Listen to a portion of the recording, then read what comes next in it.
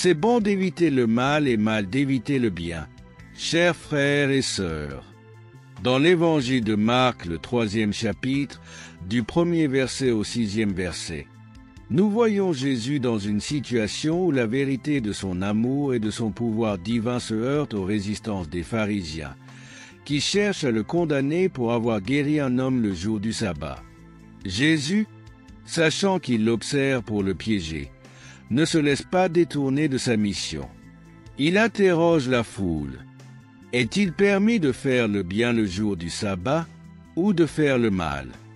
De sauver une vie ou de tuer? Par cette question, Jésus nous invite à réfléchir à l'essence de ce que nous devons choisir dans notre vie.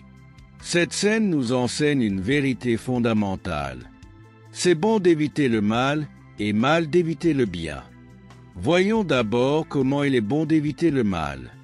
Éviter le mal, c'est choisir de ne pas se laisser entraîner par les mauvaises actions, les pensées destructrices et les attitudes qui nuisent à notre relation avec Dieu et avec nos frères.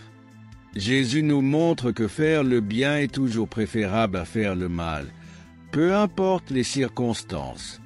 En guérissant l'homme malade, Jésus va à l'encontre d'une tradition humaine qui voit le sabbat comme une règle inflexible, mais il met en lumière que l'amour et la bienveillance surpassent les lois humaines. Il nous rappelle que la règle la plus grande est celle de l'amour, un amour qui va au-delà des attentes et des convenances humaines. Ensuite, le mal d'éviter le bien. Parfois, par peur de briser des normes ou de se mettre en porte-à-faux, nous pouvons être tentés d'éviter le bien. Les pharisiens, dans leur rigidité et leur interprétation stricte des lois religieuses, choisissent de ne pas répondre à l'appel à faire le bien, même si cela signifie sauver une vie. C'est là que le mal se cache, dans l'inaction face à une situation où l'amour doit triompher.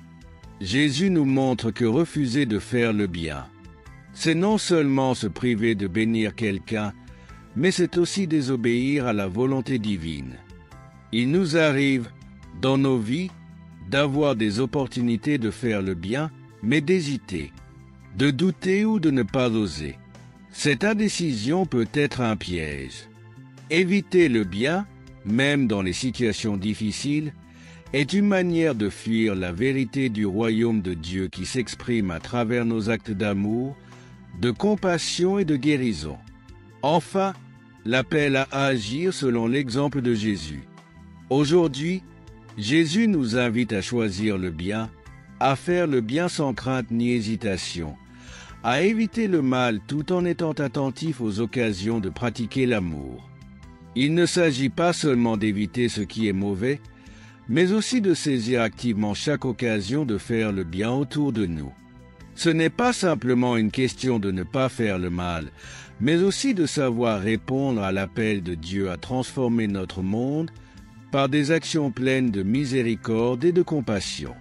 Chers frères, chères sœurs, prends le temps de méditer sur cette invitation de Jésus et choisis de faire le bien en toutes circonstances, d'agir avec amour et de ne jamais laisser les conventions humaines ou ta propre peur t'empêcher de répondre à l'appel de Dieu à guérir, à sauver, à aimer.